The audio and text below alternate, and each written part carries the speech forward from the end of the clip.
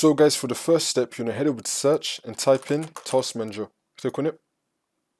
And then once you're on this, if you see anything that says nvidia or GeForce Experience open, you just want to close it. So in my case, I have nvidia container. I'm going to click on it and then click on End Task.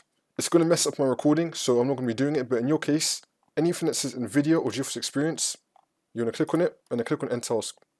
And now for the second step, you're going to head over to search and type in %local app data %sign and click on Enter. And now once we're here, you're going to scroll down till you find nvidia Corporation, double click on it. And then you're going to find nvidia GeForce Experience, double click on it. Now you're going to find Ceph Cache, delete this folder. Click on it and then click on delete. If it does not let you delete it, that's because in the first step you did not close all the nvidia processes in Task Manager. So you want to delete this folder. Again, if it does not let you, go back into Task Manager and then close anything that says nvidia on it. And then once you do that, you just want to restart your computer and then the problem should be fixed.